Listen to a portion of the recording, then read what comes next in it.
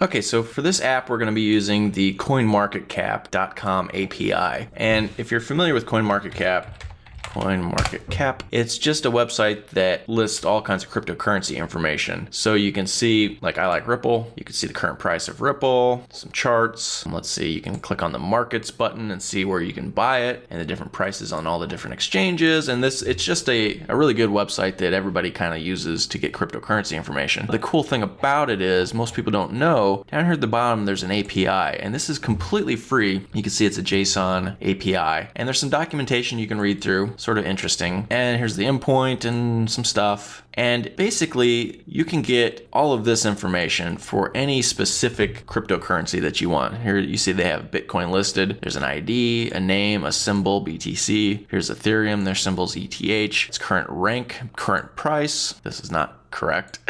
Let's see, 24-hour volume, their market cap, the supply. These are interesting ones. We'll use these. Percentage change in the last hour, the last day, and the last week, and then last updated. This is just some sort of timestamp. And you can see, if you're familiar with Python, you'll recognize that this thing right here is a Python list, and this thing right here is a Python dictionary. And specifically this information, this is in Python dictionary form. I mean, I guess technically this is JSON, but this is basically a Python dictionary. So we can access this information as we would any information in a Python dictionary nestled inside a Python list. So really, really cool and really easy to do, as we'll see pretty soon here. So you can look through here and you can see some different things you can do. They have a couple of different API endpoints basically. So you can get ticker information for all these currencies, but then you can also, let's see, get global data for the entire cryptocurrency market, I guess. You can see active currencies, almost 900 of them. Wow, 360 assets, 6,400 active markets. That's interesting. I guess those are exchanges. Total market cap. Historical data coming soon. This paid API has been there forever. I don't know what they're planning on doing with that. Hopefully they're not going to change this into a paid thing. Right now this is all free, which is awesome.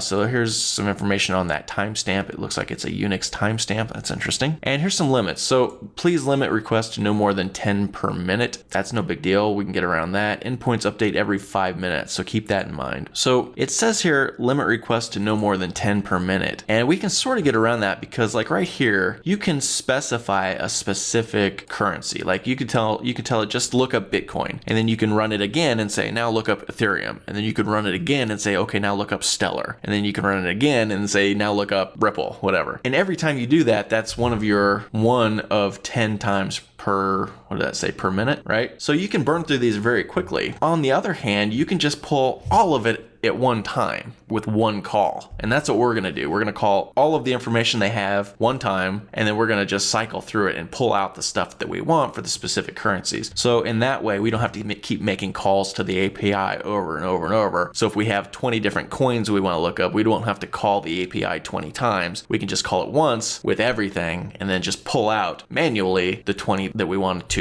find information for. So that's what we're gonna do to sort of get around that. There's some other things you can do. Convert it to euros, convert it to BTC, there's all kinds of weird stuff. So you can look through here if you're interested. Basically, we just want this URL. And if we come up here and just paste it in, you can see this is the information it's going to give us. So it starts out with Bitcoin, Ethereum, Ripple, Bitcoin Cash, and they're listed in by their rank. Cardano, I like Cardano.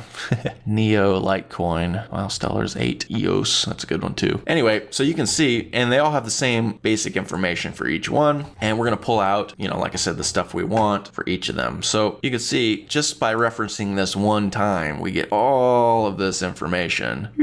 So you see the side of the screen scrolling. So I don't know how many are listed here, but it's a bunch. Probably not all 900, obviously, but I would think, I don't know, maybe the top 50. Oh no, rank 95. Let's see. So it's the top 100. So that's a good list. And if you want further ones down the list, then the top 100, you can sort of start here. To start equals 100, maybe change that to 200 or 101 or whatever you want to do. You can play around with it. So in the next video, we're going to fire this thing up and start pulling this data into our app and playing with it.